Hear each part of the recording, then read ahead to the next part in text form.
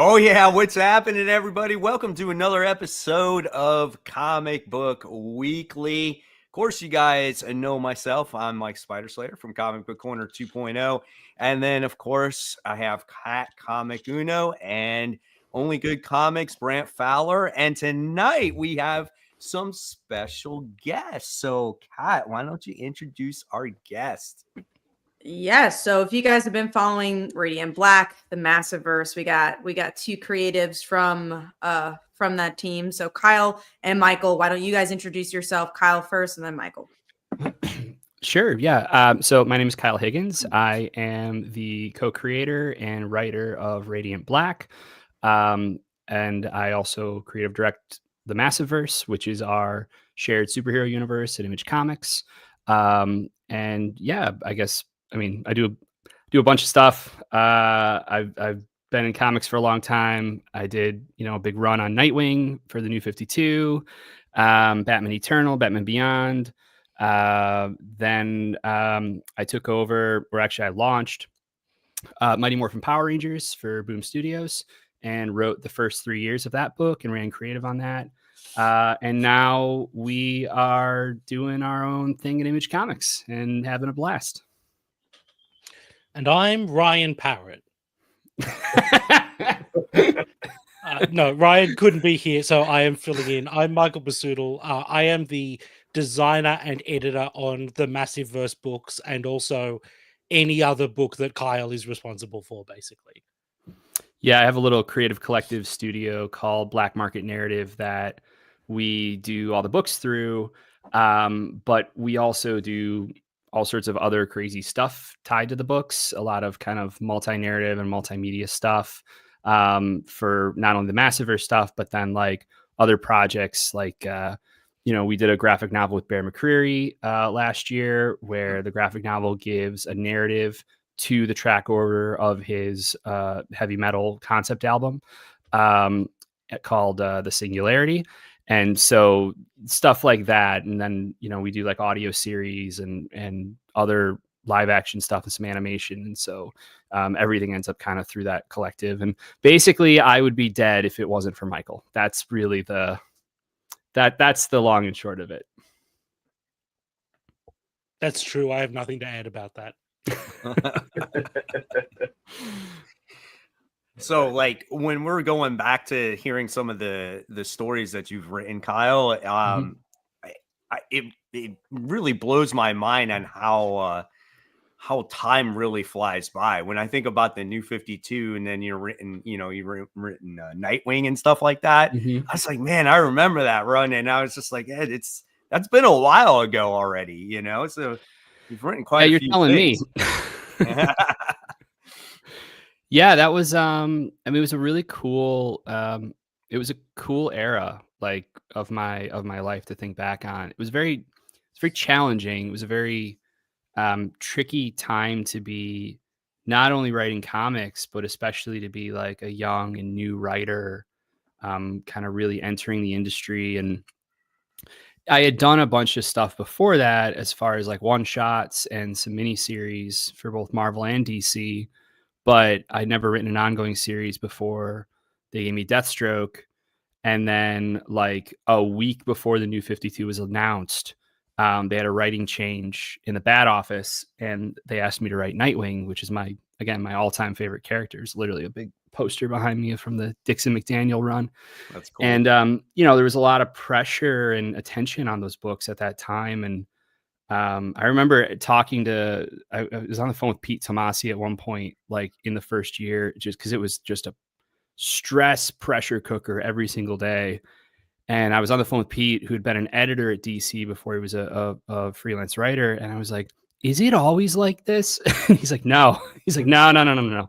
Let me this is a very different era right now. And there's not only a lot of cooks in the kitchen, but there's a lot of, there's a lot of pressure just on the books and the line because everyone meant well, but this is the first time that the company had rebooted in this way, really since Crisis on Infinite Earths. But you could even argue going back even further with brand new number ones across the board, like that hadn't happened before, and throwing out all the continuity in that way. So it definitely meant there were like a lot of factors happening and politics and all sorts of weird things kind of all at once, where you're also just trying to tell good stories and figure out as a new and young writer like how to do that consistently and navigate, having to turn in 6-month overviews every single month, and then editorial having 6 cracks at notes on stories you thought were approved, like over and over. And then you learn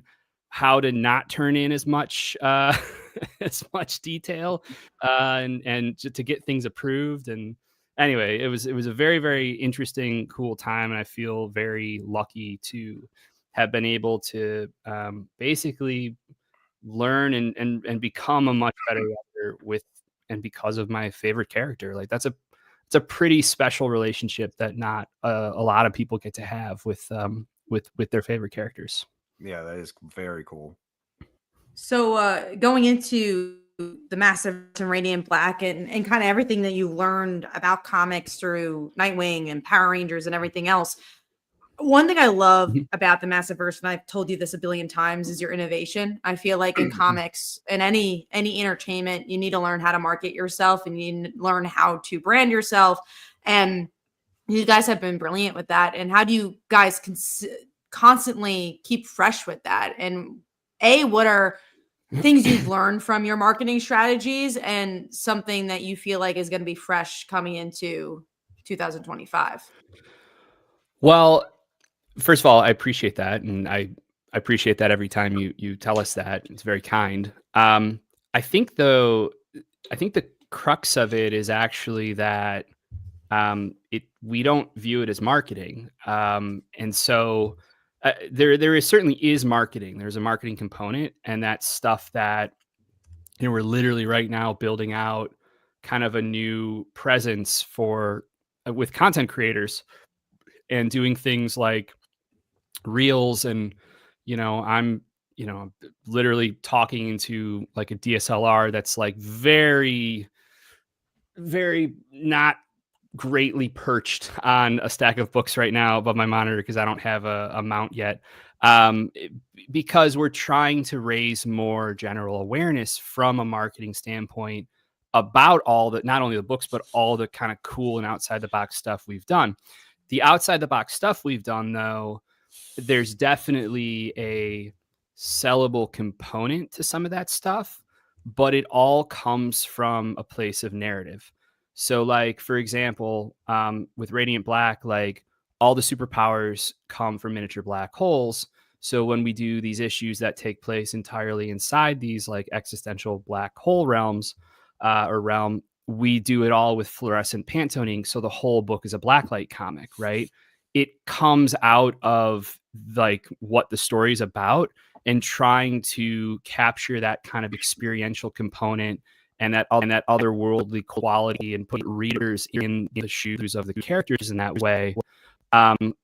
Rogue Sun, Ryan did a brilliant issue with Rogue Sun where it's a choose your own adventure story.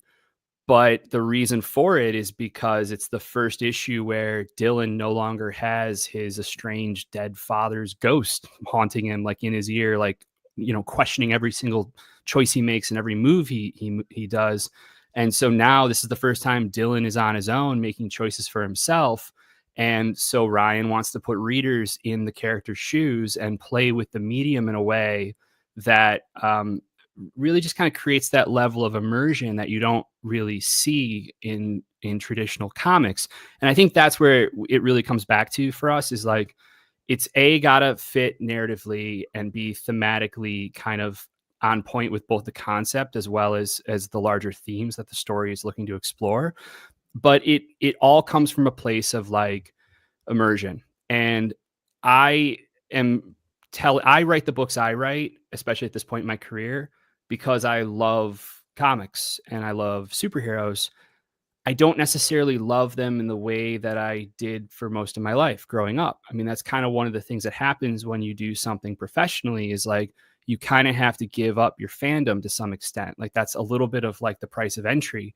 But I remember what it was like to get really excited about things, and especially in superhero kind of storytelling. And that included everything, not only from comics, but animated series and novelizations and original novels, and of,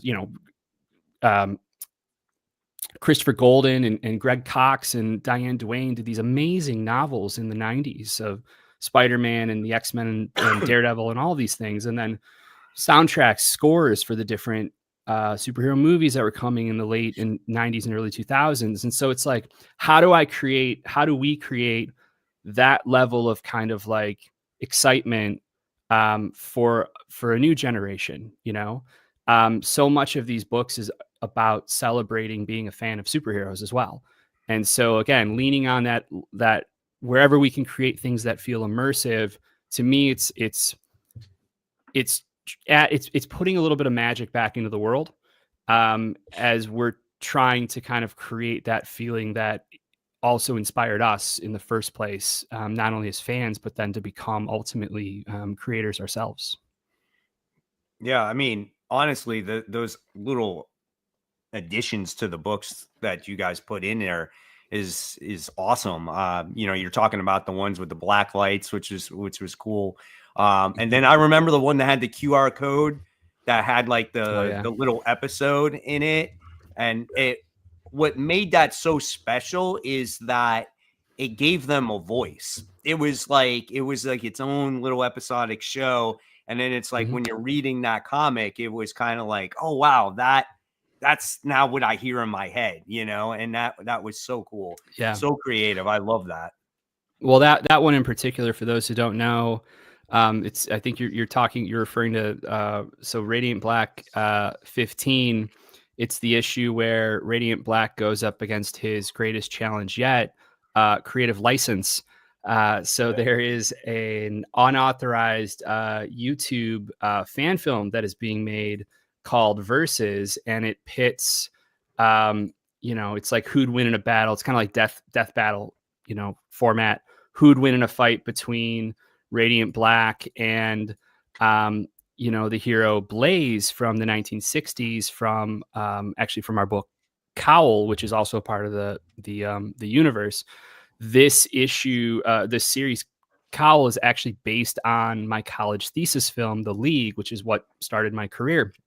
So without spoiling too much here, the real Radiant Black gets a hold. Marshall's Radiant Black at this point, and he gets a hold of the script and gets pissed off because he realizes he loses. So he shows up on set to chew out the director, and then chills out when he discovers that they've cast Batman Beyond, Will Friedle, to play him. That's actually Will in the book. Hold up, did you get Batman Beyond to play me? We did. Okay, that's actually pretty dope. I think Eric Matthews with superpowers. That's totally what we were thinking. And so he offers to help him out and do all the visual effects in camera, give him some money. But he has some thoughts on the story. So a few pages later, as the characters are navigating this kind of like tricky dynamic in their friendship, and Nathan ends up kind of punching up the script because he's a writer. And he ends up writing a speech that gets to the heart of what being Radiant Black really is supposed to be about. You don't know what that speech is. You watch in the aftermath of the film as the two best friends walk away and basically have this kind of like little bit of a change in their friendship. It's a little bit of kind of a breakup where Marshall's saying, I need this to be my thing and do it on my own. And so it's kind of bittersweet. We then did this as a surprise. And anyone who's watching the stream right now, I don't want to take you away from the stream, but maybe come back to this after we're done. If you scan that QR code that you see on screen, it will actually take you to a 5.5-minute fully animated short film where Will Friedle voices Radiant Black, and all of the actors from my college film 15 years ago from The League, they've come back to play the characters Blaze and the Grey Raven again. That's so funny. Christopher Carter from Batman Beyond did all the music for it. And this is the film they made in the book. And by the end of it, you actually see the speech performed by Will Friedle. And this totally works entirely on its own, the short film. But if you've read the comic, it takes on extra meaning and context because of you understand the behind the scenes of it all. Honestly, that puts a lot of time. Yeah, that's awesome. and obviously that puts a lot of time and energy for you guys. Like, comics already take a lot of time and energy. Like, what makes you decide I'm going to go all out and She froze. making Yeah, I the think Cat for froze. so much time? Yeah. But Right. I can't stop Kyle from doing these things. I've tried. God, I think I tried. paused, right? You Yeah, did. we You got the froze a gist. little. You're good. Am I back? Yeah. Okay. Yeah. So what I was saying is that obviously it's what makes you decide to do something like this? Yeah, I get an email from Kyle or a message in a Google chat that's like, hey, so we're going to do a fully animated 5-minute short film. And I say, no, you're not. That's crazy. And then a week later, I get an email like, so here's the details of the animation company. We've already started doing the storyboards. Here's the script. There's a Zoom at like 2 a.m. Sydney time if you're able to be on it. And I go, no, that's crazy. And then all of a sudden there's a fully animated short film. That's what it's like from my end. Well, I kept you not in the dark on that one, but most of the time, I say most of the time, literally every time we do anything extra, it ends up turning into like a lot more work for Michael. And so in that one in particular, it was like, I mean, my background's in filmmaking and directing and post-production. And so it's like, I can run this, I can handle all this. Like Michael is stretched razor thin as well. And I was trying to keep you from having a heart attack, as I almost had a heart attack, putting it all together. But no, Kat, like to answer the spirit of the question, like why? 'Cause it gets me excited. Honestly, that's the biggest reason. Like when an idea comes up and I get really excited about it, it's a problem because then I have to do it. And I've kind of just been like that my whole life. But it's that excitement. I feel like if I get really excited about it, there's a good chance that other people might find it as exciting as I do. But honestly, at the same time, there's also a part of me that really doesn't care what other people think. I'm doing it because it makes me really, really happy. And, I've spent so much of my career working just as a writer. And the irony is, like, I never wanted to write. Like, I only ever wrote so I would have material to direct for short films and then features and things like that. And there's this whole other side of my life that, I've been in LA now for 20 years and I haven't directed a feature yet. The upcoming No One film is going to be actually my first feature, but it doesn't mean that there hasn't been a ton going on behind the scenes for all these years. And I think part of what makes Radiant Black and the Massiveverse stuff continue to be so exciting is that there's no one to really say no.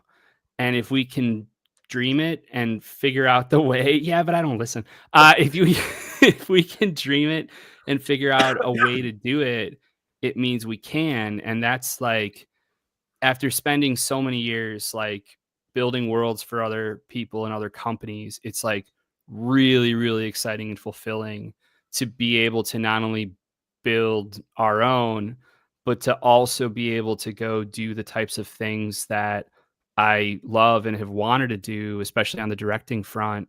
And it's just like, it's cool that like it does make me happy to know that like when people come up and ask me about that stuff at conventions and everything, like it does make me happy because it's nice to be able to do more than just write books, I guess is where I'm kind of going. Not to say anything wrong with writing books. I love that as well. But it's like when you can do more and you want to do more, but you can't, it can be a little frustrating. Yeah, I think there's a part of it that's like we're coming into the 5th year of Radiant Black and we're working behind the scenes on Radiant Black 1 before it came out. Like we've been at it for 5 years and it's never boring, but you finish an issue and it's time to start the next issue. And we've done that 37 times or something at this point. Yeah. If we get an opportunity to be like, hey, what if instead for an hour today you got to make a card game? Wouldn't that be like fun and different and cool? yeah, it's fun and different and cool. Why would I'm not going to say no to that. Also, we totally did that. The Massiveverse card game is actually out in stores right now, and Michael absolutely did design the whole thing. That's cool. To That's work awesome. with the Pocket Paragon system. Do you have it? I've got one behind It's me. normally next to my desk. I think I've got some cards here. Look at that. There you go. Beautiful. Hold on, I'll grab mine. Oh, I didn't know Kyle had his up there. That's special. I have mine laying around There we somewhere. go. Not next to me, but Nice. that's Nice. awesome. Thick, man. Have fun. Yeah, it is. Michael did all this like gorgeous box art The and box, everything. yeah, the box art is great. Yeah. Yeah. Dan Mora actually did the character art for the box and the cards as well. Yeah, I wanted to back that on Kickstarter, and I couldn't at the time. I'm gonna have to go hunt it down now. Should be I'm excited available. to play Not to turn this into plugs are us, but Yeah, I of course. believe the Soulless But it guys should be. have got their stock and have it available on their website. So if you just search for Nice. Massiveverse fighting card game, I believe you should be able to start getting that in places now. Awesome. Very cool. Yeah, I love that you all are doing stuff like that, like the short film and like the podcast with no one and all Yeah. these different things. Because, like you said, it's immersive, it's something different, it's unique, and I marvel at the creativity that you all put behind this, and it's a big part of the reason why I personally got so into the Massiveverse. And I know others have said it. It's what I was missing when Invincible, ended and that kind of thing. And, Yeah. porting over from your work on Power Rangers and Ryan's work on Power Rangers and stuff like that. And it's just, I'm just a big fan. So thank you for everything you did. Oh. It's really awesome. Well, thank you. No, thank you. I mean, that's the thing. We're in it like 24/7, and there's a lot of stress and pressure kind of all the time. And so it's hard sometimes to step back and, you're just hoping that the books are going to work and they're going to find an audience. And, especially in this market right now, it is incredibly challenging to be a comic book creator. And it's hard for everyone. It's hard for stores. It's hard for publishers. And so, there's also, we were talking off stream, just before this, but like, this is also an era where go into your comic store and really look how many books are above issue number 30 numbering wise, and how many of those books are independent books. There's not a lot. And that's both it's a challenge right now. It's the market is what it is, and it's hard to make a long running series. And yet at the same time, you retailers will say we need more long running titles in comics, but then so many things are just 6 issues and done these days. But then the flip side of that is, getting new readers to try a book in the 30s and getting retailers to invest in a book in its 30s is really, really tricky. And so that's where a lot of this comes from as well. And to hear that means a lot, because most of the time, day in, day out for us is like, oh, this was a problem we weren't expecting. Okay. How do we triage this now? Or how do we do this? And so to hear that how much you really enjoy the stuff like that will never get old. Like that means a lot. Makes it worth doing. Now, speaking on the Massiveverse side, the bigger Massiveverse, obviously you guys do the specials every year, but do you feel like there's going to be more connective tissue between the titles as it goes on, or is it more just we're keeping in the specials and that's it? What an incredible tee-up to a thing that we're actually about to do. Could not have planned that better. I like it. Yeah, in April of this year, we are doing our first official not a standalone thing, in regular numbered issues crossover. Rogue Sun is coming to Radiant Black. Radiant Black is coming to Rogue Sun. Nice. It'll be issues 33 of Radiant Black and 26 of Rogue Sun. And I mean, what can we say about it? We have designed these really, really carefully.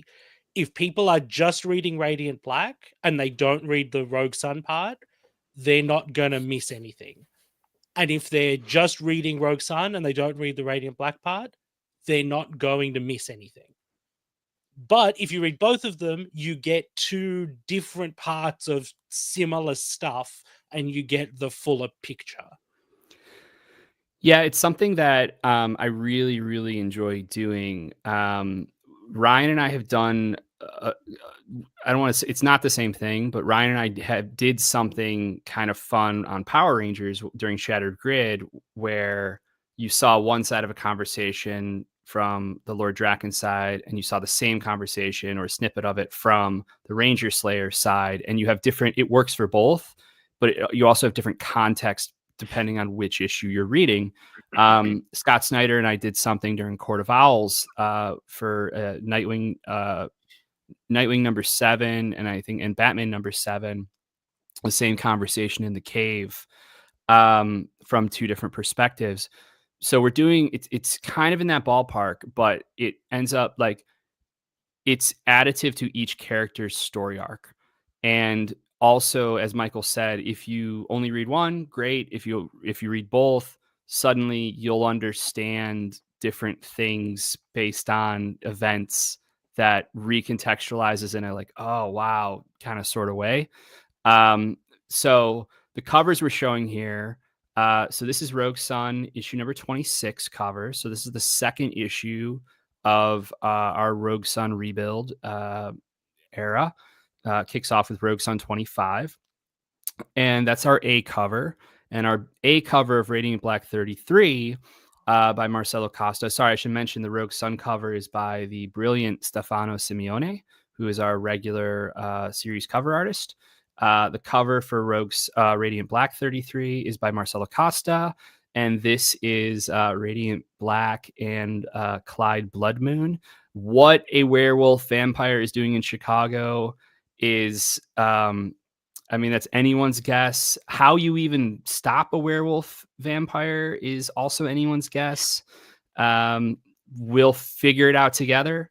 But if you're seeing the side here, you've probably noticed there's two other images that I didn't click on. So this is actually a good time to mention that we're doing something fun with covers. And Radiant Black, so we do an A cover and a B cover. They're both open to order. And then we do a 1 in 25 C cover.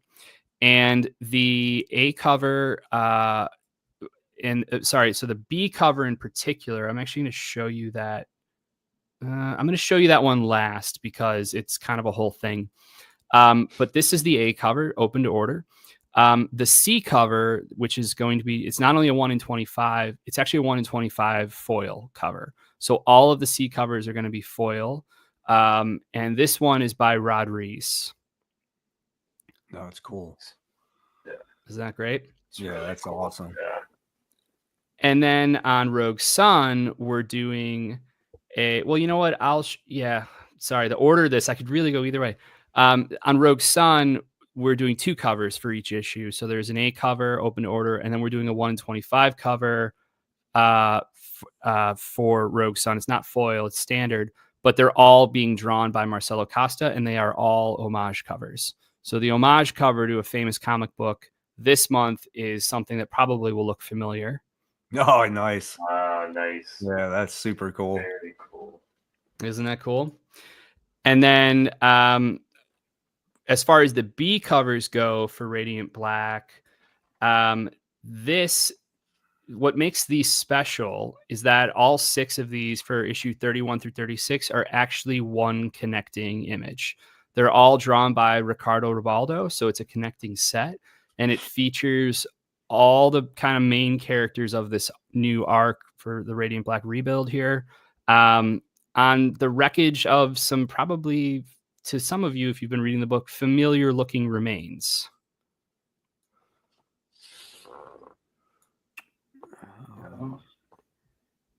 There's a lot going on there. That is cool.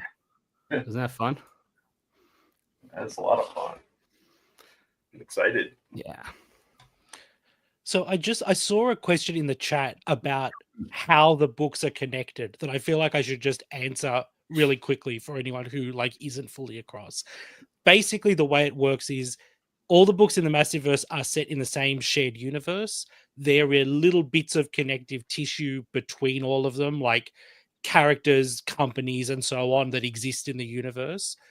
But all you have to do to read them is read like volume 1 through the current volume. We do a crossover every year or so called a supermassive, but those are sort of additive but not necessary to the story. And you can read as many of the books as you want. So if you want to read them all, great. If you only want to read one, you won't miss anything by just reading one of them. Yeah. That kind of answers one of the questions I have, which was after the Catalyst War, if we were going to kind of slow things back down and get more grounded as we were like in the first arc of the series, and that kind of answers that, because obviously things are ramping up in a very different way. But I'm very excited about this crossover with Rogue Sun, because I enjoy both books, and seeing those two like interact more is something that I think a lot of fans have been looking forward to. I'd Yeah, love to talk well- about that actually, yeah, because I think this is something Kyle and I have talked a lot about, which is Yeah. how you like, the Catalyst what we did was 2 simultaneous timelines, big alien invasion across Chicago, but the book can't be that all the time.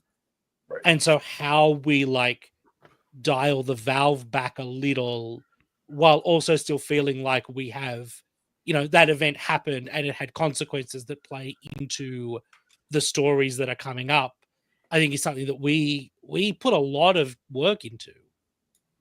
Yeah, we did. And I've actually got here, I'll pull this up as we're talking about it, just so people can see. It's that's the tricky thing. And it was something that I used to joke around about on Power Rangers. But it's very true, is that like once you go cosmic, it's really hard to go back to high school. And that's both for characters, but also from a narrative standpoint. Like you've now opened up the world to something beyond what's outside our windows. And so from a dramatic standpoint, as well as a momentum standpoint, it can be really tricky to figure out, like, can you put a genie back in a bottle? Should you put a genie back in the bottle? And the short answer, in my opinion, is that it's kind of neither. One of the things I've been very, very particular about with Radiant Black since issue 1 was the perspective. And I wanted to limit the perspective for the characters to keep it as such where the audience is not learning a whole lot beyond what the characters are learning.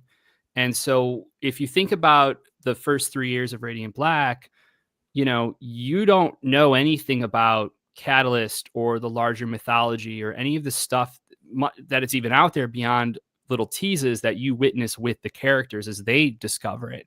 And so what I found is that my theory was, and I think it's right, it actually allowed for us to play with pacing in a way that, like, you could have your friendly neighborhood, superhero stuff and your personal life drama intermixed with the crazy cosmic, so long as, you're doing it in a way where the character doesn't know what's coming, and neither do the readers.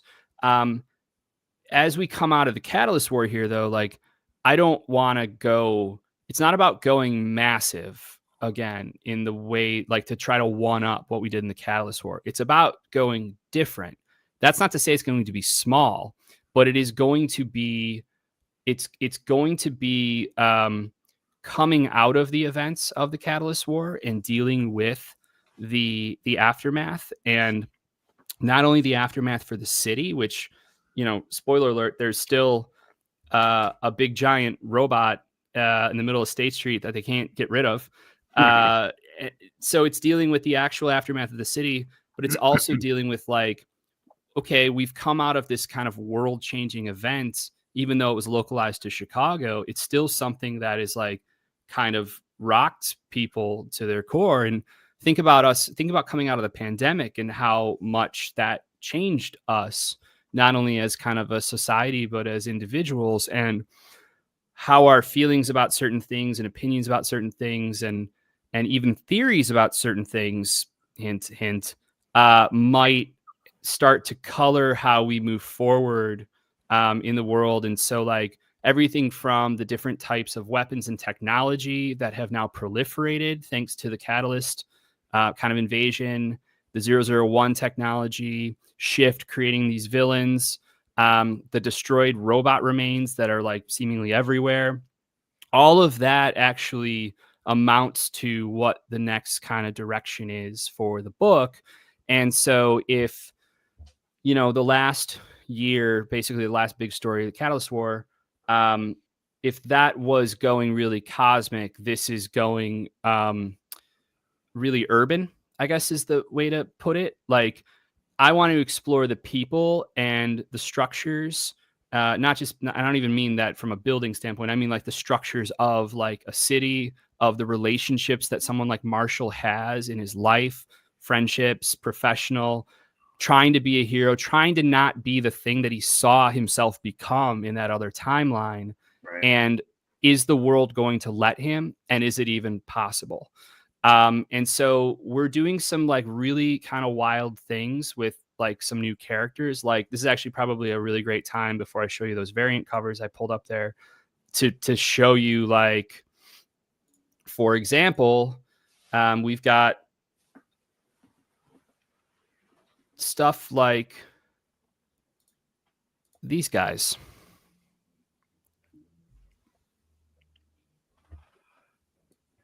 Well, these are cool designs. Yeah, they that's so cool.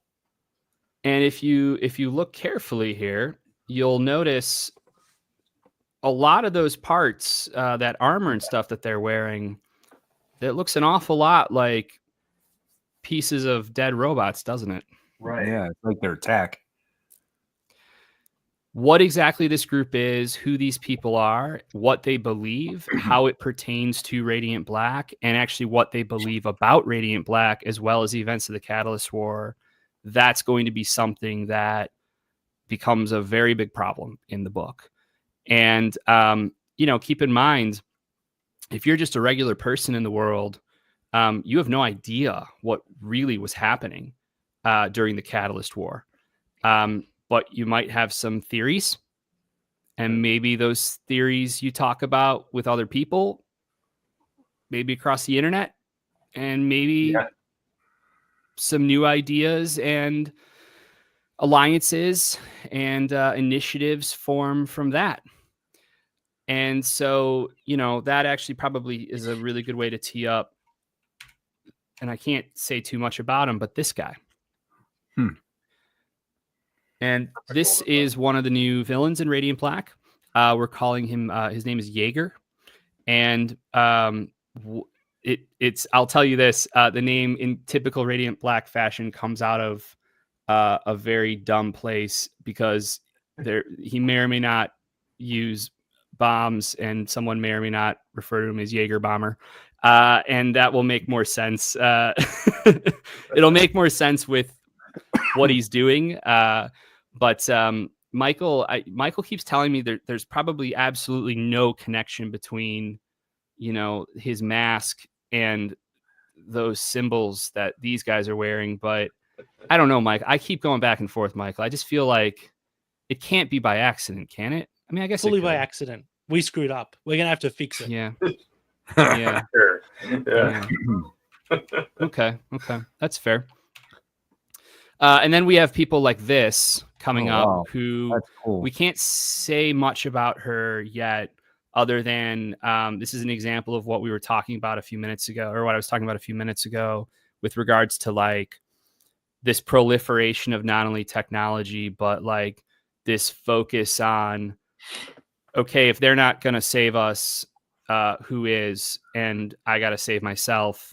There's going to be kind of a little bit of a movement that starts to happen with In the way that the pandemic was kind of like a supercharger for the QR code. The Catalyst War will be a supercharger for some of the 001 technology that's kind of open source and has been out there, but like not a ton of people have figured out how to do anything with it, much less what to do with it. And so we're going to start seeing more operators and individuals popping up with kind of their own take on things and their own gear. And that gear all charges by being near the little miniature black holes, the radiance. So what kind of dynamic that creates is also something that will be at the forefront here.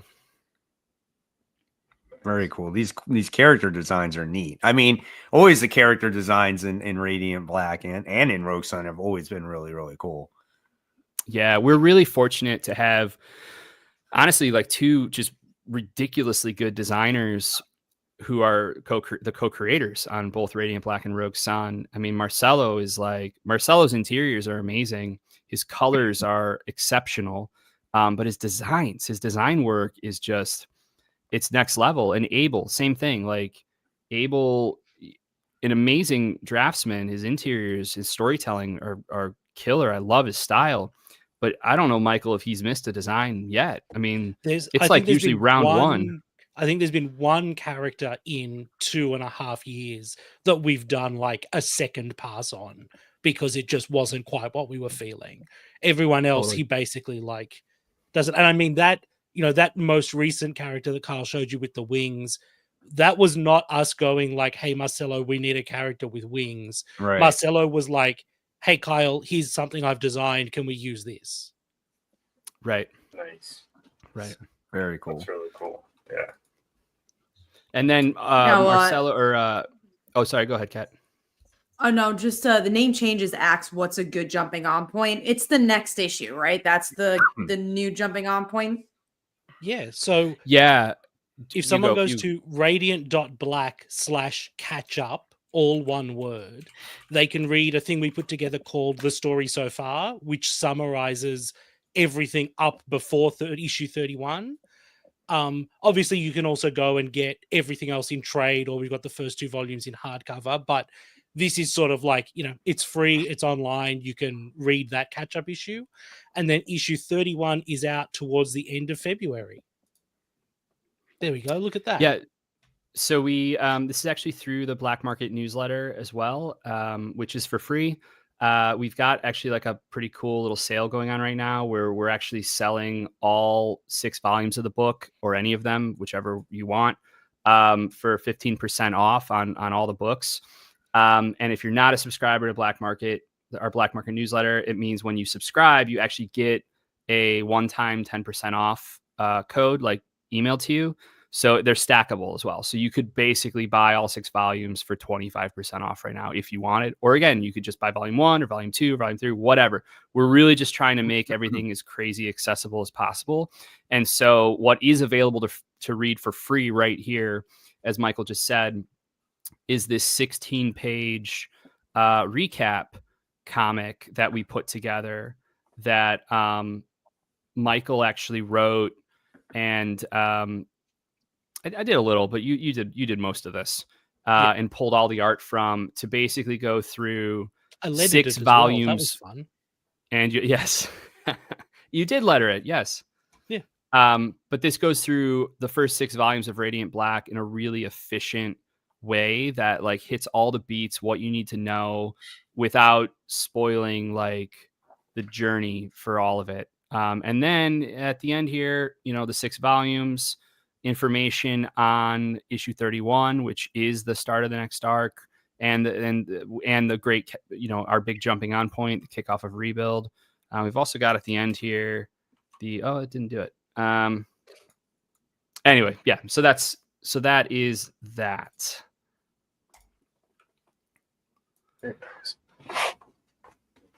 Cool. I think we are gonna start wrapping up soon, but do you guys have anything else you wanted to talk about? And also Mike, Brant, any other questions you guys had?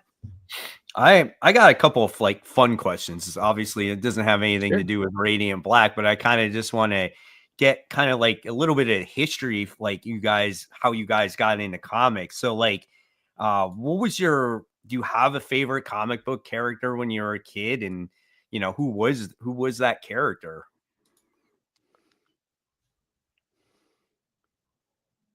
Well, mine's over my shoulder. So So You talked about that earlier. yeah. Nightwing was mine for sure. I was probably like I came into comics through those 90s Marvel animated series, the X-Men and the Spider-Man and the Spider-Man. I might be the only person who remembers that there was also an Iron Man one, but oh no, I remember that. I remember.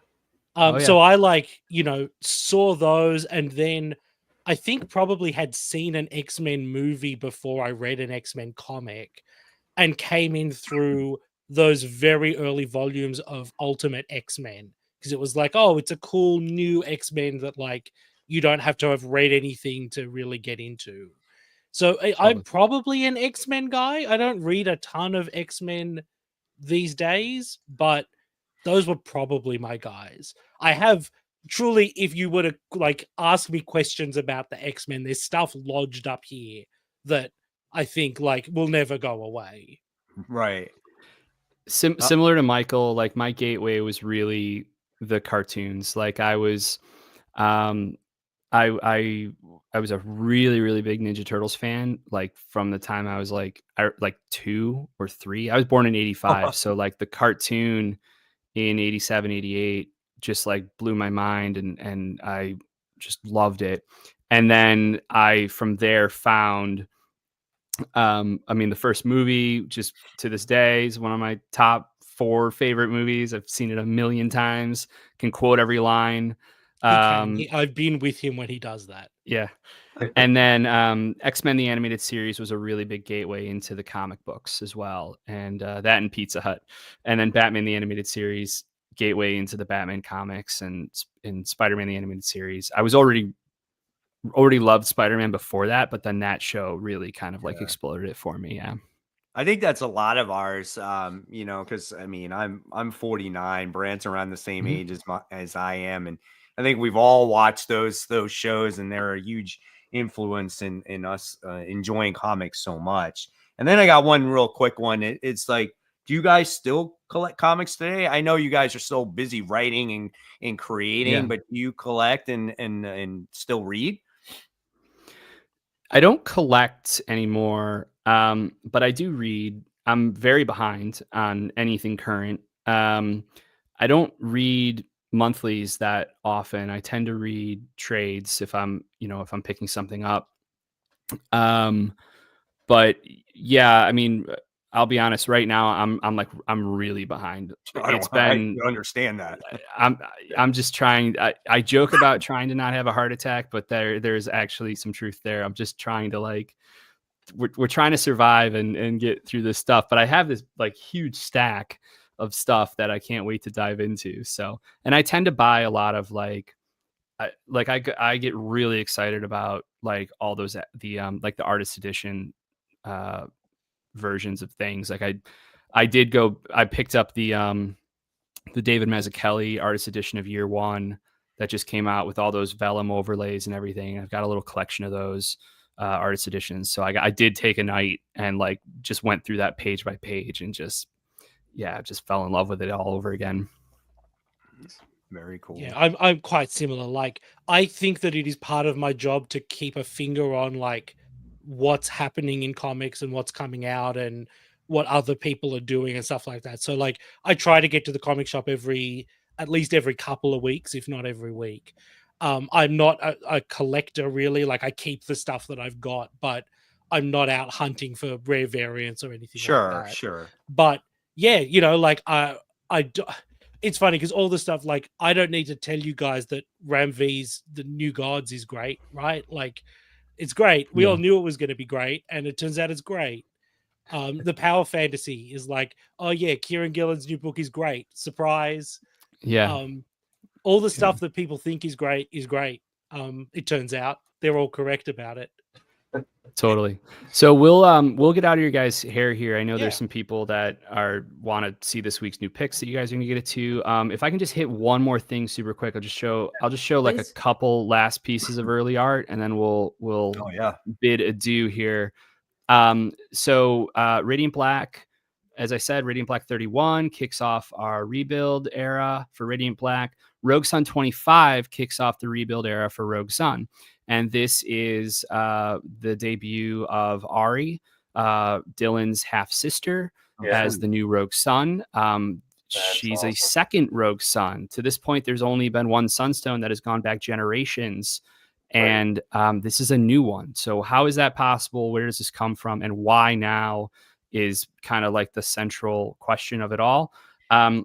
For those who've never heard of Rogue Sun or checked it out, I love this book. I describe it as it's like a supernatural Batman Beyond with like a shitty dead dad who haunts the suit.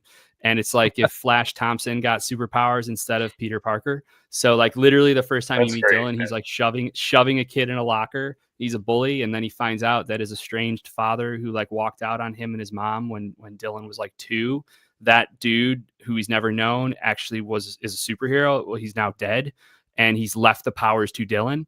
But every time Dylan transforms into Rogue Sun, the ghost of his dead father is there, like literally over his shoulder. And so now he's got to like develop a relationship with this man he's hated in order to keep New Orleans from being invaded by, these supernatural forces from this great kind of, the big bad named Morningstar. And the book is really at its core, like it's this story about really being the child of divorce.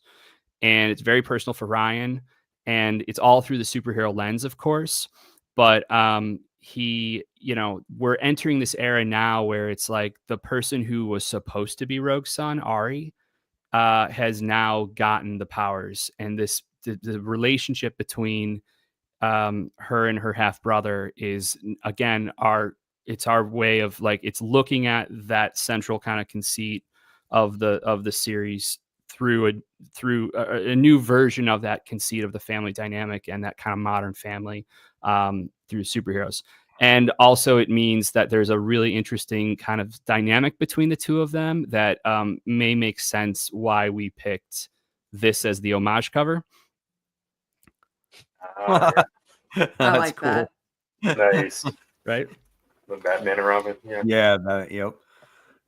And then the last things I want to show super quick. So this one is going to be coming live in the next day or two for Radiant Black 34. It's a new cover. Nice. This is the first time we're showing this. So you get a really early look here for you. And that's some of those guys that we showed before. And that character yeah, that's cool. Mm-hmm. And then issue 33, our 1 in 25 foil cover. The thing with the foil covers is we're trying to bring like some really cool names and creators to do these 1 in 25 foils. So we've got Rose Besh is doing one right now. We've got Michael Cho who's lined up to do one. Matt Taylor just sent in the sickest layout I've ever seen. So cool. Oh, and then there's this little guy. There's this guy who, I don't know, I think he's got a future named Jock. Oh, nice. Very nice. That guy's going places, I reckon. Right? Just might, yeah. And then the last thing I want to just plug or mention is that we are going to be bringing out the second volume of Inferno Girl Red later this year. The book's done. We're having it printed overseas. We're in the process of that right now. We'll have updates for that and timeline for when it'll be in the direct market as serialized, floppies. Before then ultimately coming out as a graphic novel version. We'll have updates on that very soon. We'll also have updates on the Radiant Black audiobook. I'm literally getting on a session with Will Friedel and Ryder Strong tomorrow morning for some things. But we'll have updates on that in the future. But again, it's a really big thing with like Troy Baker's voicing stuff with us and Yatko from Jujutsu Kaisen. It's just like it's going to be a lot of fun. The last thing I'll leave on is something no one's seen before. Michael doesn't even know I'm putting this up. Speaking of Inferno Girl Red Book 2. This is what it's like all the time. Hard, this is what my life is like. That's so cool. Forgiveness instead of permission, right? There you go. Very nice. Awesome. So awesome. we will get out of your hair. I just want to say, if I've seen there's a lot of questions in the chat. Just tweet at me. Like I'll answer questions if you just tweet at me. So like if there's stuff you want to know, get in my tweets and I will happily say whatever we haven't said here. I love it. Thank you guys so much for coming on Thank you. and spending Thanks for having time. me. Thank you And for having us. yeah, Yeah. of course. And if you ever guys want to be on pleasure. again and promote, we're here. Absolutely. Awesome. Sounds good. Absolutely. All right. Thanks. Take care, everybody. Bye, guys. Have a Bye. good night. All right, now All Brant's right. gonna rearrange us, and Yeah. wasn't that so fun, guys? That was amazing. So of course we're gonna skip most of the news besides Daredevil and the Dan Slott news. Everything else will be next week, and we'll fly through the comics, which I think was a pretty small week anyways. So I think let's save the news for last, and let's go to the comics, and then kind of the one thing I want to talk about before we get into comics though is I do have a campaign I've been working hard on all day. More than all day. All day it's been live. We have our new Little Mermaid book that's out, and it's part of our Ever Afterverse. If you want to know what happens after the Little Mermaid story, this is a sequel story. It's how about if the Little Mermaid was not satisfied with just getting legs, and she meets with another pirate who is actually a mermaid and a human. So how do you deal with that? And what's cool about this book is you have Terry Morris cover and the original art sold in 5 minutes. But what also is cool is that there's a safe and not safe for work version. So if you're not into the nudity stuff, then you get the safe for work version. But if you love some spicy, you can get the spicy version. And guess what? If you want to get both, you can. And what's really cool about this is that, took inspiration from the Red Band stuff, where we always complain that Red Band didn't have enough. We're just like, Yeah. oh, there's just like a little gore and that's it. So Yeah. what we really wanted to do is that the spicy version has 2 extra pages that is not in the safe version. And you actually get, more than just a little splash of blood for the violence and more than just like one little thing of nudity. Like we actually do have a whole, You sex up scene the for ante a little spicy. bit there. You give people what they pay for, right? That's what it's about. Exactly. And That's you can what it compare the 2 titles. So we're really, really proud of this. And we'll say we're really, really close for this being our best day one. Already backer wise, it's our best, but we're like a little less than $1,000 for being our best day one ever, which is kind of crazy to say for the campaigns we've had in the past. So hopefully you guys could go check it out. Congratulations, Kat. Thank Yeah. you. Very I'm good. happy about it. So we are now going to dive into some comic books, and it's funny because this week I didn't have like a ton, but tomorrow I feel like there's a lot coming out. I feel like there's a lot up to a point, and then it just like cut off for me. Like I'm like, oh, I'm getting this, I'm getting this, I'm getting this, and then it stopped. Almost like this week too. But I think there is a little bit more this week. Yeah, I think I'm all at right. like 15 this So week. let's kick it off here. We'll go kind of quick. We'll go G.I. Joe. Brant and I, of course, read this one. So what'd you think of this week's G.I. Joe issue, Brant? No, I thought it was good. I like that Clutch was kind of, behind enemy lines as it was, and kind of seeing how Cobra's operating and all that stuff, and the tension between the different G.I. Joe members and all that stuff building as well. And it feels, now we're starting to get somewhere with this book. So really good issue. And you got introduced to the twins at the end. Yeah. Right? Which was cool. Mhm. And then Cobra Commander is, I don't know, man. I think he's different in this. I don't think he's like some sniveling little weasel. I think No, he's just, not at all. he's much more violent, right? Yeah, absolutely. This might be the most competent version of Cobra Commander we've ever got. Yeah, absolutely. It was a solid book. Yeah, a solid book for sure. All right. So then we're gonna talk about probably another big book this week.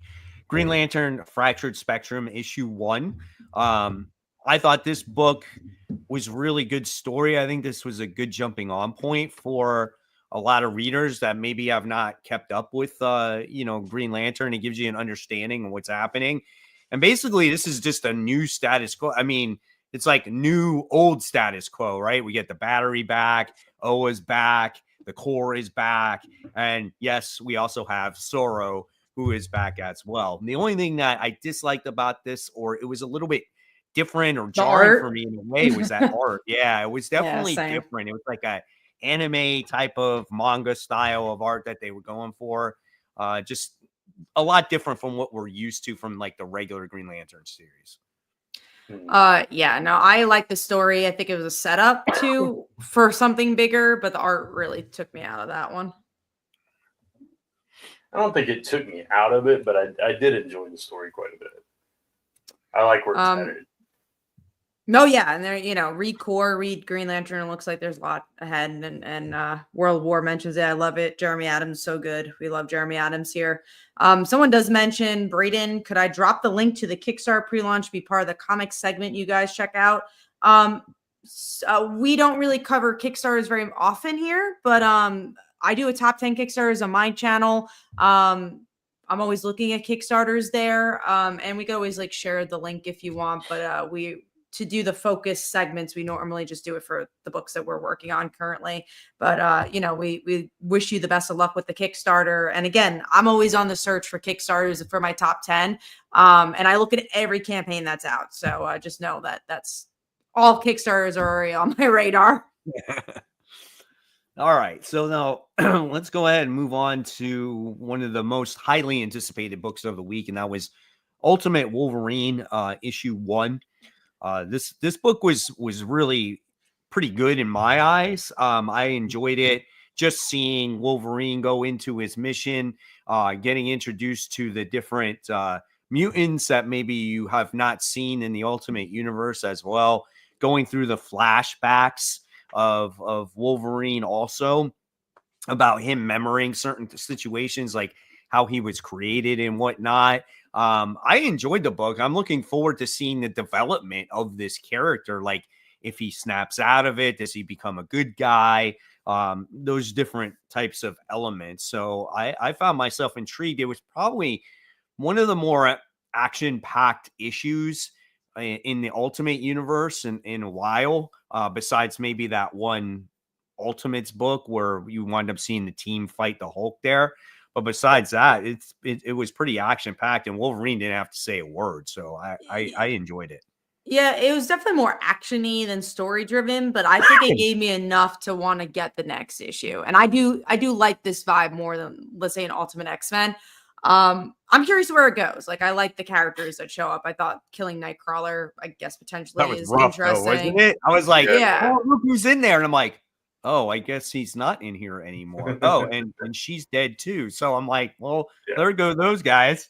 And the Rasputins, we'll see where they end up. But I like I said, I think it has potential, but it didn't blow my mind just yet. Honestly, because of the art too. I thought the art was not weak, but it just wasn't what I expected. It's not like in your face. It's a little lighter on the pencils, I would say. You think it was more like a little bit more two-dimensional for you? Maybe not just so.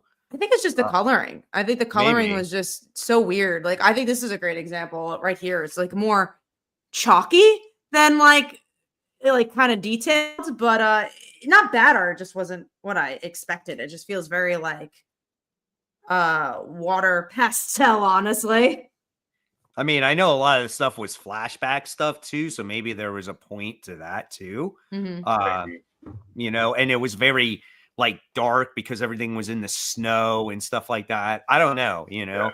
So yeah, you do make a point about the coloring there. So, but I'll be curious to see where it goes. I like even though it was very action heavy, you mentioned that Wolverine never said a word. There was a lot said without saying anything. Exactly. Yeah. And I thought the art really did a good job at conveying that. So, but I liked it. Cool. All right. So then let's just dive into our number 5 then. So, Brant, I'll start with you. What was your number 5? Mine was G.I. Joe, so we already talked about it. Oh, look at that. It's like I read your mind when I talked about that book first. What about you, Kat? What was your number 5? Mine was Laura Kinney. I like this issue a bit more than the last because I honestly didn't expect to like Elektra and Laura's dynamic so much, but they kind of sold the issue for me. I was just like, oh, I didn't know I needed this, but cool. And I just felt like I had more of a direction. I just like them hanging out with each other, and I thought the art was pretty solid. I like this one better than issue 1 as well, which would make me continue the series because I was like, if I don't like this issue, I'm not going to read it anymore. And so I did enjoy I did enjoy them. My only issue with it was I just felt like Laura was just like almost overly angry all the time, and I felt like Elektra like had to constantly hold her back. And I feel like Laura, I don't know, shouldn't always be like that at this point. That's just my thought That she's behind grown it. past that. Yeah, exactly. Because in previous comics, as of late, we haven't seen her like that, you know. So that was kind of a little bit off for me. And then the other thing was, it's just like they're warning Luke Cage about this possible mutant that's going to blow up the city, and he's just like, my guy's got it under control. You guys show up, you're going to cause more problems there. Just go home. And I would just kind of like, I would think that Luke would kind of understand, I don't know, their thought process behind things before just kind of like blowing them off. You know what I'm saying? I don't know if you guys felt that way. Yeah, that's how he was acting before, like Blood Hunt and stuff. But after that, it seems like he's had a change of heart in that regard. And so this felt like, oh, we're going back to that version of Luke Cage before this, where he had to play by the book and all this stuff. So yeah, Right. it was a little dated in that respect. And I do agree with both of you. I think this issue was better, but I also had the same problems with Laura in the way that she was handling everything. But at the same time, I did like her dynamic with Elektra. So it was kind of a mixed bag. I'm on board for it or with it for now, but yeah, it's going to be like, you know, I'll keep my eye very closely on each issue, I guess. I also like the artwork in this book too. I think they look great with and action scenes look great too. Yeah. All right. And then my number 5, excuse me, I'm sorry I'm coughing so much. I think I'm getting sick again. Oh, but no. Only a week after. I know. Well, my son got sick again, so now it's like, hey, let's go around the table again, you know. Right. So my number 5 was Minor Arcana. I like this issue a lot because even though it stepped away from the main character, I did like learning, which I think is the grandfather in this one, because he's wearing that trench coat that she wears. And so I think you're kind of learning about his past life. I wasn't sure if it was the grandpa or like the father. That's the one. I think it was the grandfather because she mentions like how close she was with him when she was younger, and he passed away when she was real young. So I think this was the grandfather when he was like super young, and her mom was really young. So just learning about his life, everyday life, how he just wanted something more and he was unhappy. And then something happens that really changes his life, but in a negative way. And I'm like, dude, where are we going with this now? Like, this is just like opens up a whole new can of worms. And even though it's like, I had questions before and I even have more questions now, I'm on board for this journey of this, you know, of this series. So I enjoyed it. No, I agree. I like this book a lot. And I didn't know how to feel that it was going like not in the main series. But then I was like, oh, I really like this as a standalone. And I'm sure it'll connect somehow. Because again, it probably is her grandfather. So yeah, Jeff Lemire for me personally can do no wrong. I really like everything he writes. Yeah, absolutely. Okay. So now we will move on and we'll talk about, oh wow, was I the only one that read Rogue the Savage? You're the only one picked it up. Yeah. Wow. Brant didn't even give it a try. I didn't have time to read that one. That was like, if I get time, I'll read that one. But yeah. I'm not going to go too much into it. I thought it was a fine story. It was nothing great. It wasn't anything spectacular. Obviously, it takes place in the Savage Land. It has to take place like in time of like X-Men issue 200. I think it was like 247, right? And she's stuck in this world, and obviously she misses her people, and she comes across Magneto, and she has to save I guess Kazar, I think that's how you say his name, from the primates. And it was fine. It had emotional things in the beginning. I'll check out issue 2. It wasn't like it was like the best comic I've ever read, but I had an enjoyable time with it. So when you get around to it, just go ahead and read it. I think All right, and then we'll talk about Nightwing 122. So are you done with Nightwing, I Kat? dropped it. There are so many books out that this just is there for me. It's not bad, but it's not great. So unless I hear like a new arc or something, I'm kind of done for now. That and Green Arrow, I felt the same way where I'm like, it's not offensive, but it's not, not something I need to spend time on right now. Green Arrow, I think, finally picked up at the end of that last issue, to where I'm like, okay, I'm going to check it out longer. Nightwing, on the other hand, I'm still going to read it. It's interesting because they introduced a new character in here that has to deal with who's in charge of what's the Spherical Solutions. I think that's who she is, right, Brent? Yeah, she was whatever that company that the one lady is contracting to do all the security, all the police. Yeah. So and she was like from this. She has this connection to Dick when he was younger. Some case he was on with Batman and the Circus of Sin or Sin, whatever it was called, and she was somebody that he tangled with and got away, and now she's come back. So that was interesting, at least. But at the same time, like all the other stuff, I totally get why you would drop it, Kat. I'm gonna hang on for now, but it's like on the bubble for me. I really like the art. I think the art's really nice in this book, but this story is dragging out a little bit for me. So we'll see how it goes. So yeah, and he's trying to prove his case to the police, and the police or even his own sister doesn't even believe him. It's like, what evidence do you have that this girl is in charge and she's doing all these bad things? And he's like, oh, I don't know, but this is what I can tell you. So it's kind of weird that way, but it's all right. I mean, I find it interesting. I'm curious to see where they're going to go with this series. Like, again, 5 issues from now, what's going to be there that's going to make me continue to read it, Right. Yeah. All right. So let's talk about Feral issue 9. This is a book now that all 3 of us read.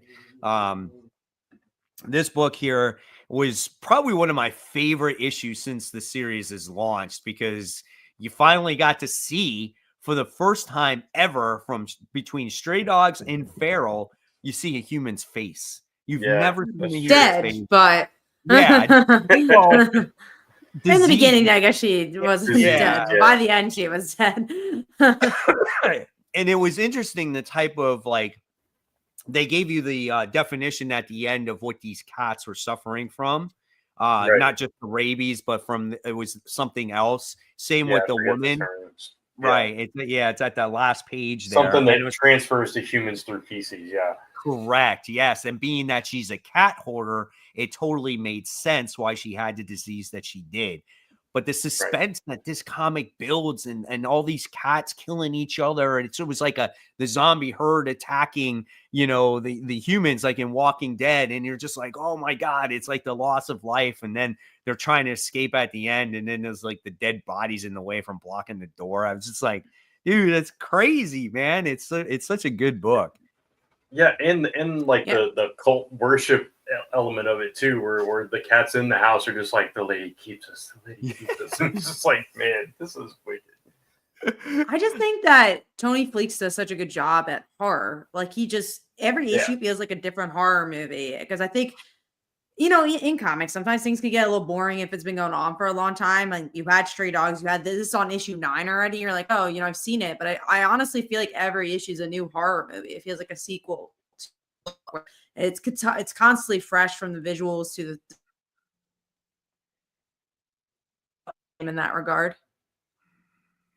Yeah, no, I agree with you. It's like, once they got to the house, it became this completely different little thing, and now they're, wherever they go next is going to be this other little thing, and it's cool how he does keep it fresh that way. So yeah, but this was a really good issue. Yeah, absolutely. All right, so now we'll move on to number 4. And Kat, what was your number 4 this week? Mine was, I think, Feral. Let me double check, but it was Feral. So we already talked about it. Yeah, see, it's like reading minds, man. What about you, Brant? Yeah, mine was also Feral. Oh, was it really? Yeah. Mine was Mine was not Feral. Sorry, guys. Mine was Green Lantern, Fractured Spectrum. So we talked about it. Even though the art wasn't my favorite, I did really enjoy the story. All right. So now we're going to talk about, this was in our comments too, about what we think about Amazing Spider-Man. So we're going to talk about Amazing Spider-Man, the 65-point deaths issue. I think what's so interesting about this issue is that I liked hearing from Agent Coulson more than I liked hearing from Peter Parker. Like I enjoyed this issue because it was just like outside of it all and felt different. I'm not saying I love the issue, but I like this issue a lot more than the last issue because of it.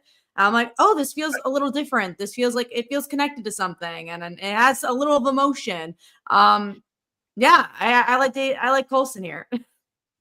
Yeah, I completely agree with that.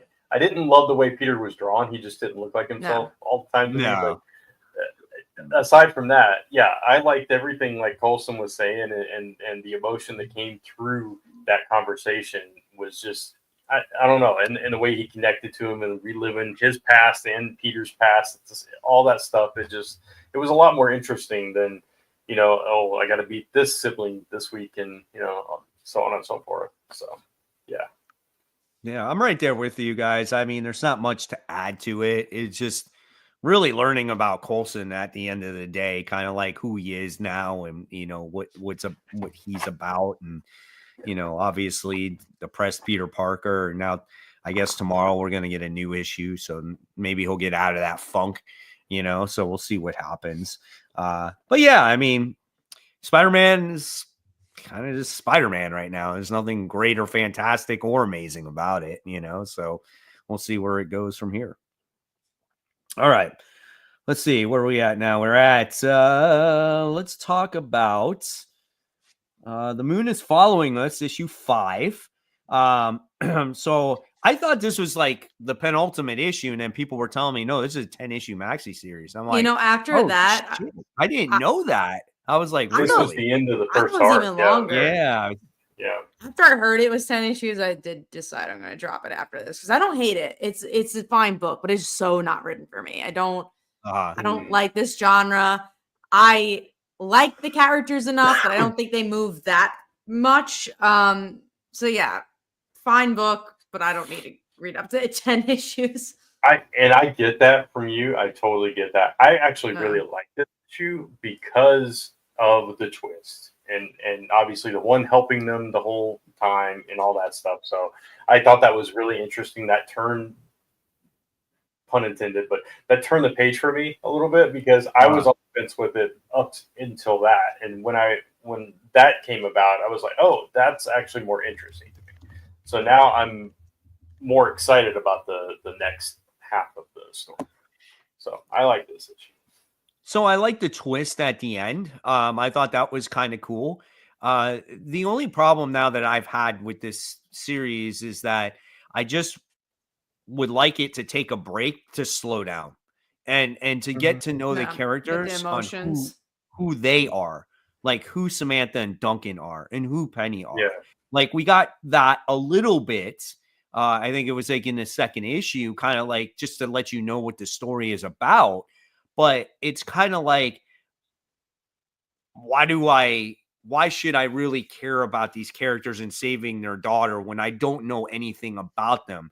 It's always a mile a minute. We're always in it. We're always trying to save the day. And that's fine, but it needs to slow it down a little bit just to make me like the characters more, like previous series that Daniel Warren Johnson has done. I'm not saying that he's not going to do that, going forward, but I'm waiting for that to happen. Yeah, I really wonder if that's what we're going to get now, because they're having their life force strained and they're weaker now, and now they're going to feel like they're lost. I wonder if we are going to kind of go back and learn a little bit more about them. We'll see. It could, maybe we won't, and it'll just keep going at a breakneck pace. Yeah, exactly. Next issue will be telling. Yeah. Absolutely. All right. And then next book we're talking about is where are we? Titans, issue 19. Yeah. So for me, when it came to Titans, this was my favorite issue since Me too. the new creative Really? team has come on board. Yeah. Okay. I did not like. I didn't say I didn't like it, but I didn't like the Clock King thing. I didn't like Yeah. so much the last issue, but this one I liked. I thought the artwork was different. I don't know. I think I liked it a little bit better. And It's Serga Acuna who did the artwork. It is a different okay. artist. Yeah. And then I did like I like Killer Frost. I liked how she's the villain and she's very paranoid about people always going after her and whatnot. I thought that was kind of cool. And the interesting aspect is I feel like we've seen this before, but again, the Justice League Unlimited not taking the Titans seriously, almost treating them like they're kids or like a second, like a B team or something like that. Not uncommon because the Teen Titans were Teen Titans and they were like little sidekicks, the next Justice League or whatever it was. But I don't know, man. I liked it. I thought it was better. It's still not my favorite series right now, but it was a step in the right direction for me. I like this issue a lot because I felt like the art was really good. I liked where they were going with Raven. I agree with the Killer Frost stuff. I thought that was super intriguing. And I like that it felt connected to other things. Like it felt connected to what's going on with the Watchtower. Them used to being the Justice League and not really being that anymore. I like Donna questioning, the whole leadership aspect. I thought it was a really solid issue. So I think I might be dropping it. Oh, it's so funny. Well, if you didn't like this issue, then it's not for you. Yeah, see, that's the thing. I like those elements of it. I like that it feels connected to everything, but it feels like I've read a lot of this before. Just like you kind of alluded definitely to, understand that. They're fighting Deathstroke. Right. Killer Frost is a villain again. They're not being trusted by the Justice League. It's the same stuff, and it's just told in a different way. But I don't know. It's just not what I want from the series.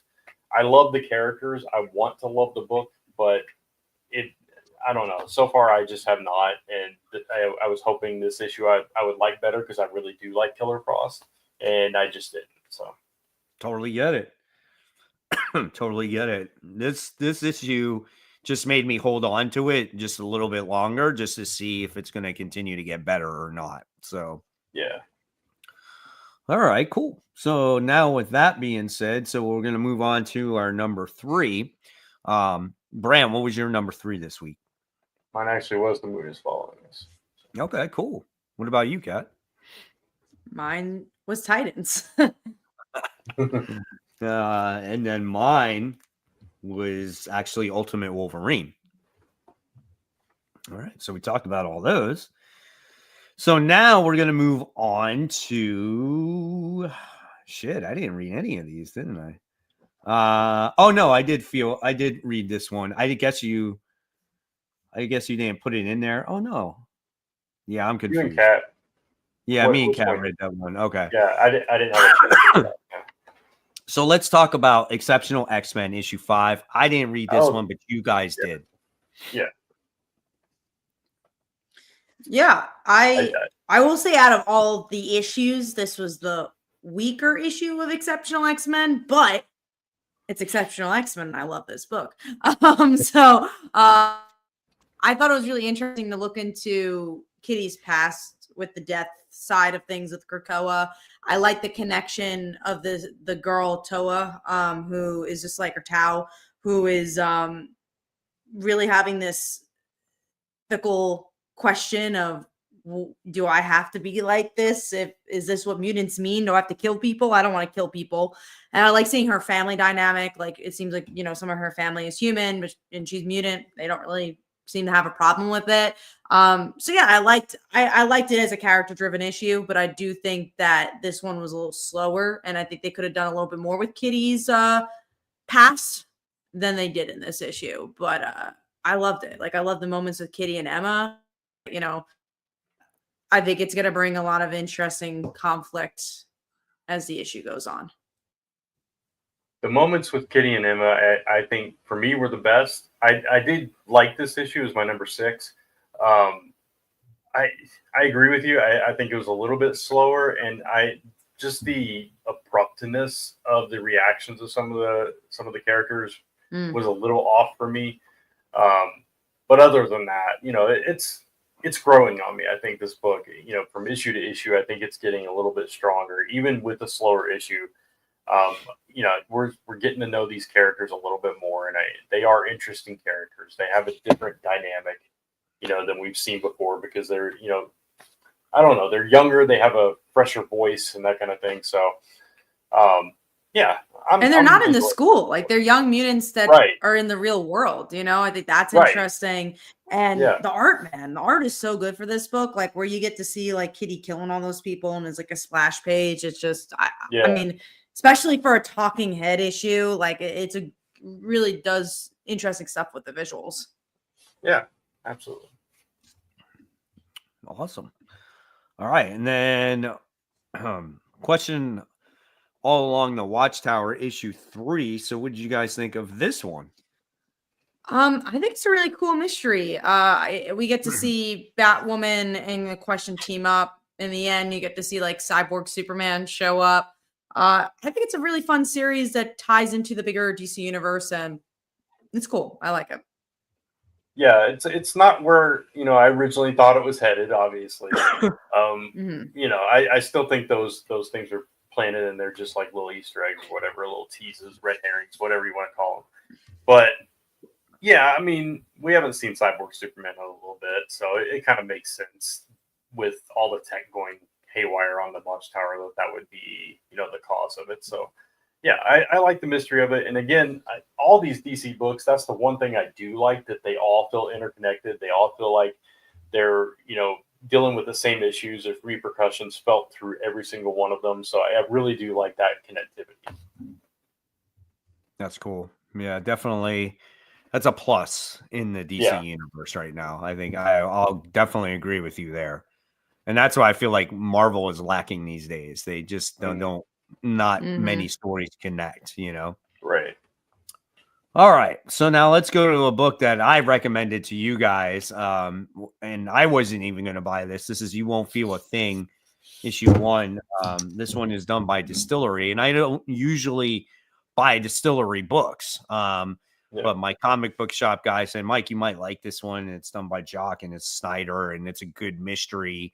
It's about a former FBI agent or homicidal agent who is suffering from dementia. And you kind of learn about this guy's life and what he's going through and what he's been through and his relationships in the past with this woman. And you get to see him go do these like constant exercises. And it was just really intriguing going into this guy's life. And you found out what happened with this woman that he was going to marry, or he was going to ask to marry. And you find out that she got murdered, and it was by this supposed serial killer, I think by the name of the Chatterman. And it's just really interesting getting into this character's head, and then being that this guy suffers from dementia, like what really is real, I'm guessing, and what's not real. And does this guy make up this Chatterman? Because supposedly this character, this serial killer, no one's seen him. And he's the one that is the only one that supposedly has seen him. So has he seen this guy in his brain? And like, maybe he's the killer? And you know what I'm saying? I don't know. But this was a very interesting book, and I really, really enjoyed it. I wanted to like it more. I like the concept, but maybe it's just like, I read it after I read everything else, like all my comics. And maybe this is more of a book you have to read for the first one in your haul. It really is. Because I was like, felt tired reading it. I was just like, oh, it's very Scott Snyder, where it's very like, there's a lot you have to comb through to kind of get to the meat of it. And especially those first couple of pages, I couldn't get into it because of it. Maybe I'll give it another shot when issue 2 comes out. But for me, it just wasn't enough to pull me in. I totally get that. I mean, I know how I see the comment with Mark Spears. I was like, I know how Scott Snyder's writing is. So, and I know that this was a more lengthier book. So I was like, okay, what am I going to do? I'm going to get in car line, wait 45 minutes to pick up my daughter, and make this the first book that I read. There's nobody around me. No one can interrupt me. And that's how I got immersed into this story. And when you can put yourself in that space, that's when you can enjoy this comic book. And that's how I really got into it that way. So can totally get where you're coming from here, especially if you've read a whole bunch of comics. I totally get it, man. So yeah.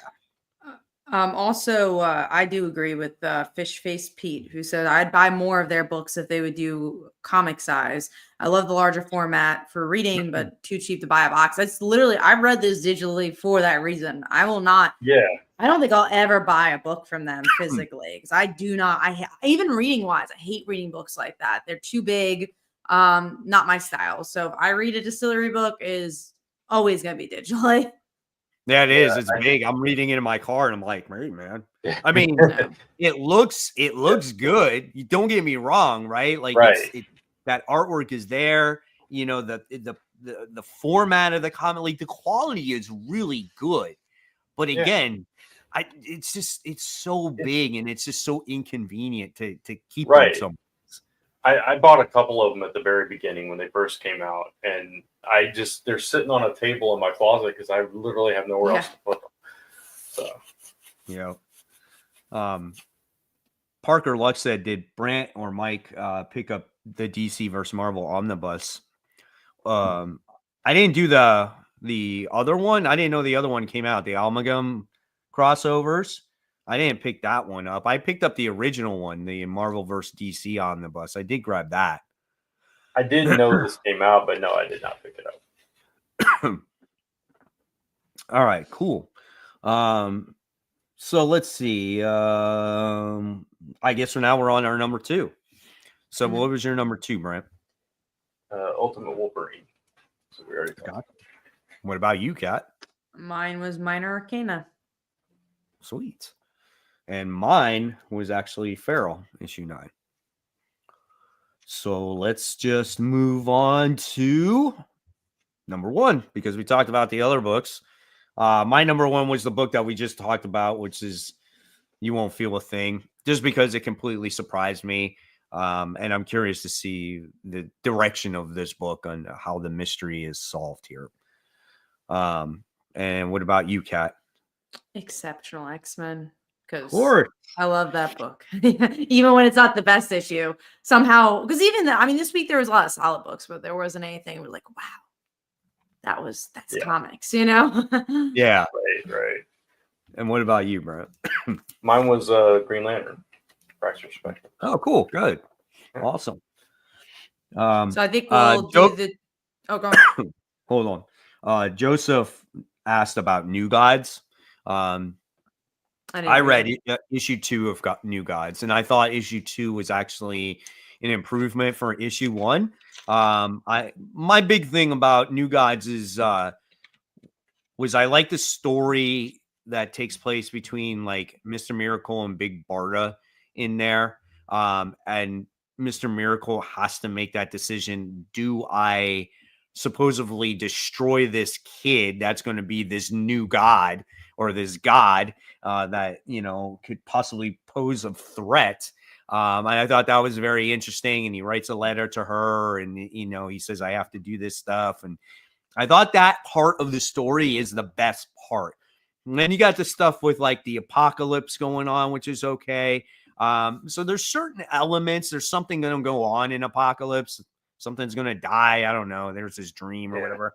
I don't have that rich history with the New Gods to say, my God, this is the best book I have ever read, because, again, I don't know these characters all that well.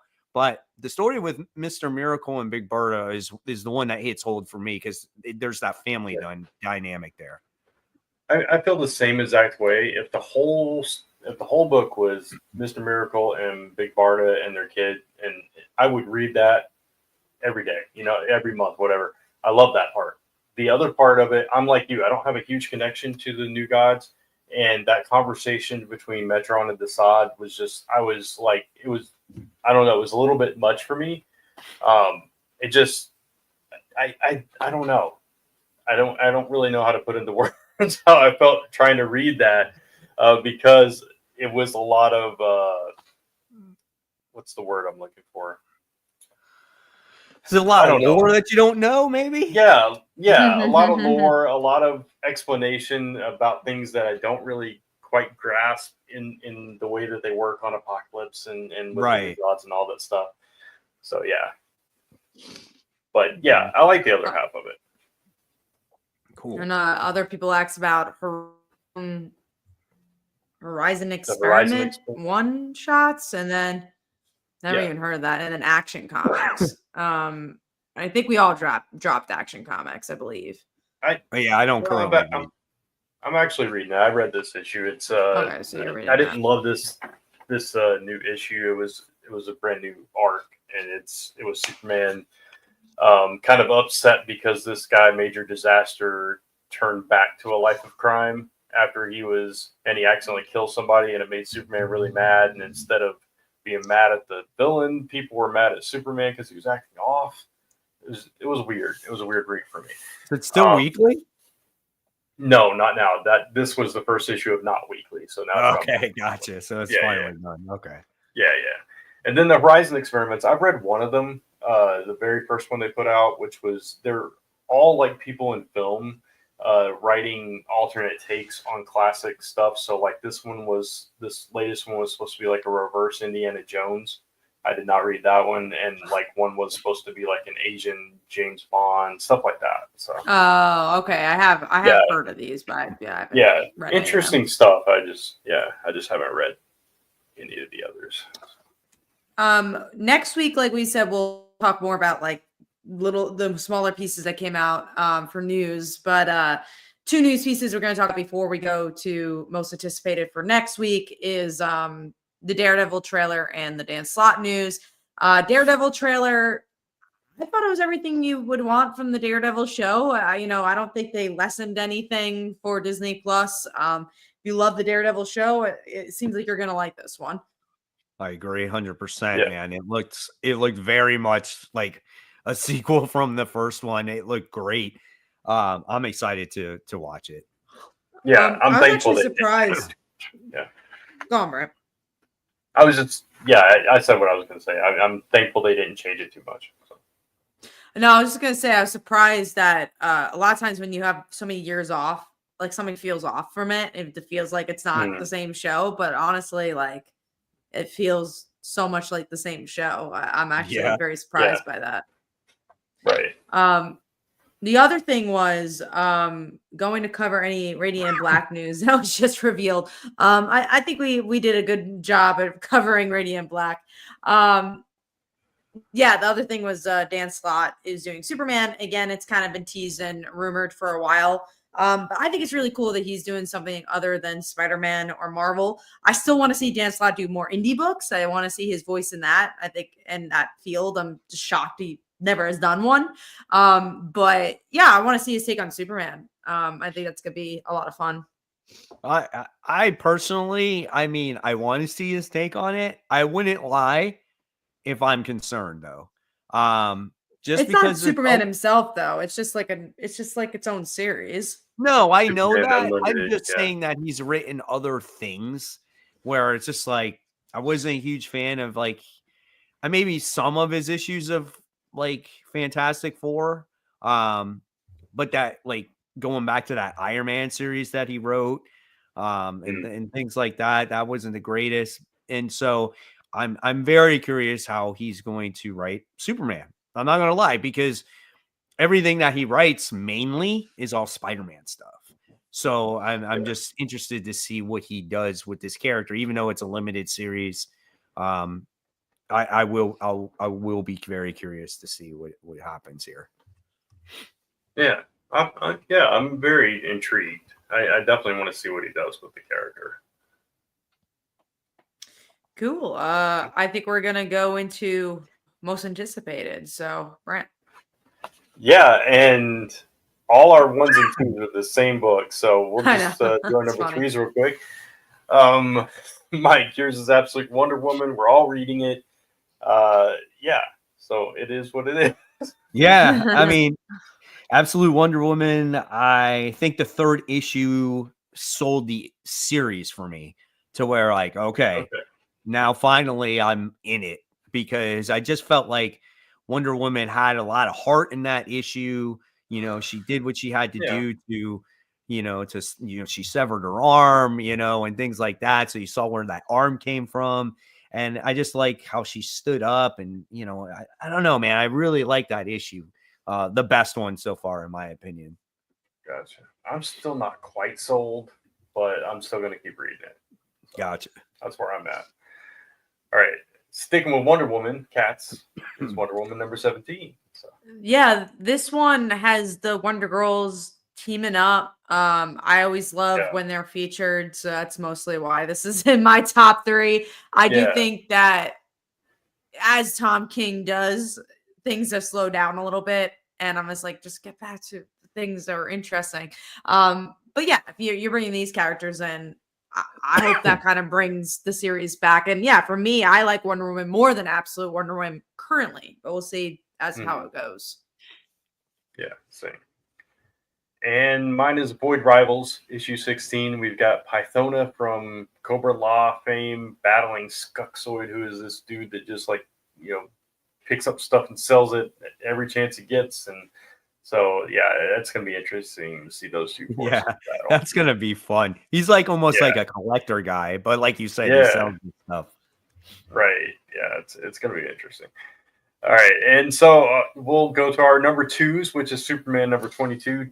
Superman is teaming up with Doomsday, which is something this I never arc thought has I'd been say. crazy. Like this, it's like every issue's been killing it. Like I love this series, and it's what every superhero book should try to be.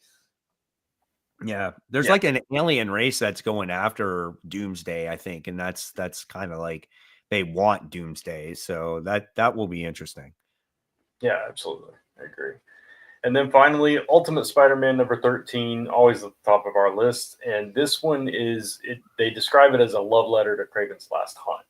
So very curious to see how they handle that story in this version of the Ultimate Universe. And it's the start of the new kind of, I say arc, but the new year, because that last issue was really like, let's close things off to begin something new. So, yeah, this book, again, it's interesting because I know there's complaints about this book because it's not action heavy. And I always say, like, if you're looking just for a blockbuster action, go read Amazing Spider-Man.